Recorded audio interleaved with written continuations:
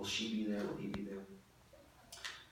Some of us have questions right down to the core, our hearts, existential questions. Did my life matter? Why am I still here? What was my purpose? Did I accomplish it? All of us have emotional questions. How do I talk to my parents about death? How do I talk to my kids about when I'm going to die? Will I be a burden on my caretakers? When will I know it's time to let go? How can I pass with grace? And emotional questions, as deep as they are, we all have practical questions. And if you don't have practical questions, you'll get them pretty soon. What should I do about organ donation? Should I be buried or cremated? Can I afford health care? What form should I fill out now? What should happen to my stuff after I go? All that stuff gets to be a big issue. The new worship service, about all those things, all those questions, all those anxieties we have. I have all those questions about death, and we can't come to the end thoughtfully unless we think about them carefully. So today, for all those questions, I want to focus on that, the stress that rises, the stress that helps bubble all those questions up. More people are scared of public speaking than of death, so I'm just going to handle both of those for you. And for those who do get stuck in the what ifs, I want us to just keep returning, like a chorus of a song, to what Dennis read. Just keep returning to what Dennis read. I can't answer for all the questions, but the good news is in the face of death, God's love remains. God's love remains. God's love remains. So over and over we say, well, what separates me from the love of God? A broken body? The death of my cells? No. The Bible, for whatever you think the Bible is, it's clear. It tries to be clear. Nothing can separate you, not even that. And even if you don't believe anything in the Bible, what kind of love would it be if love stopped when cells stopped? Not be love I want to trust for my life. What separates me from the love of God? Maybe the shame and the guilt and the pain and the baggage that I just still hold on to, and it just comes up so strong in those times of emotional vulnerability. I've seen people just give into that worry so much they can't do anything else. But no, that doesn't separate us from the love of God. God probably loves us more when we struggle with those things. What separates me from the love of God? Is it the fear of the unknown and the uncertainty about what happens after? No, not that either. If you knew the answers, it wouldn't be faith. If you deserved some prize after your life, it wouldn't be grace. What separates me from the love of God? What about the endless powers that confuse and stress us out, and the hospital bills, and the taxes, and the money, and the possessions, and the family drama around all of it? Does that separate us from the love at the source of all things? It can feel like it. When our emotional energy runs low, and we don't even know what questions to ask, and we get bombarded by all those things and all those people. But I promise, and some of you know this, that when you get through that drama, the most peaceful moments at the end of life have nothing to do with those things. Some of you know, if you've been with someone at that point, overwhelmed by troubles, underwhelmed by hope, you know, you can pray, but wow, that emptiness has a way of just sucking you down. Sometimes it turns to tears, sometimes it turns to anger, maybe you just run away, sometimes people just cook food all day long. Maybe you just keep praying or you stop praying. But some of you, even if you absolutely know that nothing separates you from the love of God, you know that at dinner while you're with people you love, but then you go to bed, maybe you're alone for a moment and you forget. You forget that nothing separates us from the love of God. When there's nothing to remind you, it is so easy to sink down and hit that rock bottom. But you wake up and you keep loving, don't you? And then you keep hurting, and then you keep loving. And you keep hurting, and then you keep loving. It's almost like you're playing out this drama that God has shown us. I love you, I love you, I love you. I will hurt with you, but I'm going to keep loving you and keep loving you. And I'll hurt with you. I'll die with you. Keep loving, keep loving, keep loving. Some of you know all too well, overwhelmed by difficulty and confusion, underwhelmed by any guidance out there. You can plan. No matter how much you pray, you can plan for all the doctors and the directives and the lawyers and the paperwork. And I would love it if we could work together and plan your memorial service before you go, so you really get what you want. I mean, there are some people in here who've done so much work on that planning that I would just go talk to Justine.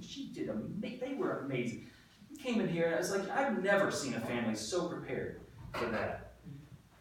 So yeah, there's a lot of busyness in the busyness of death, and that's hard.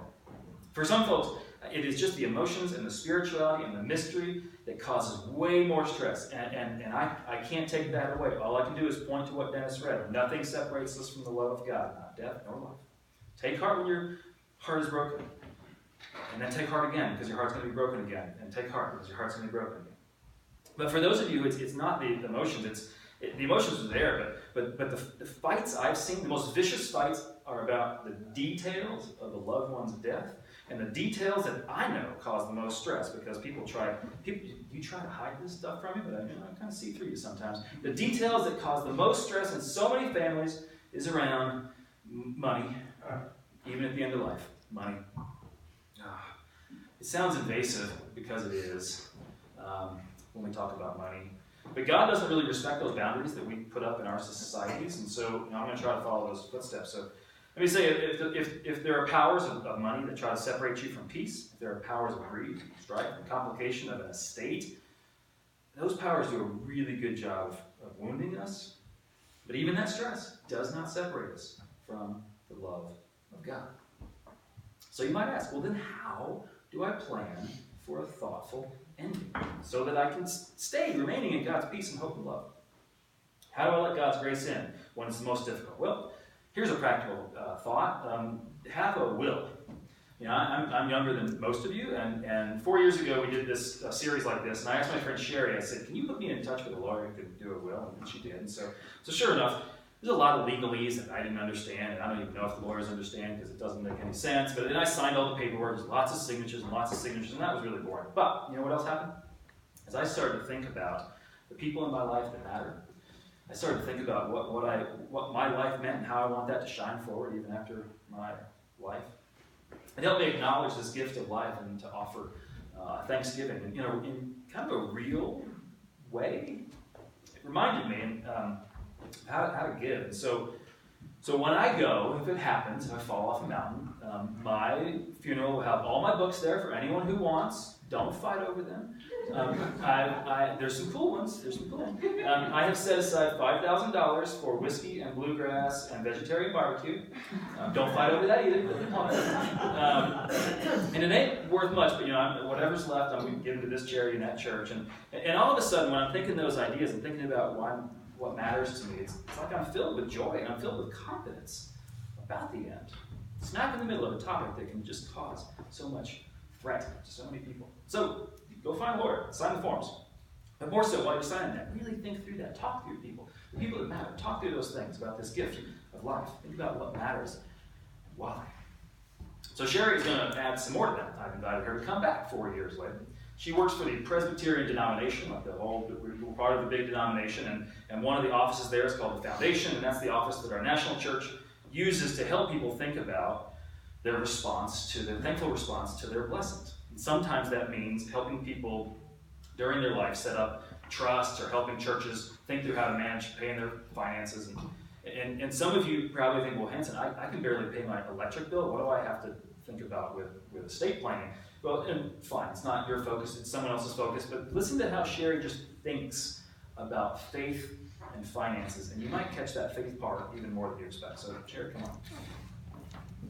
Thank you, Hansen. Can you all hear me if I stand right here? You are so blessed by your pastor, and I'm blessed by him today, too. I'm Sherry Kenny. I represent the Presbyterian Foundation in Colorado, Texas, Oklahoma, Arkansas, and Louisiana, and a little slice of Nebraska that's also in Plains and Peaks Presbytery. The Presbyterian Foundation is one of the 6 agencies of the Presbyterian Church.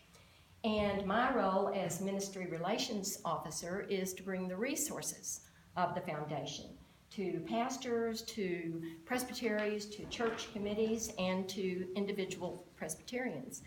And one of those resources is a program called Live Forward, Give Forward, where we encourage faithful Presbyterians to have a will.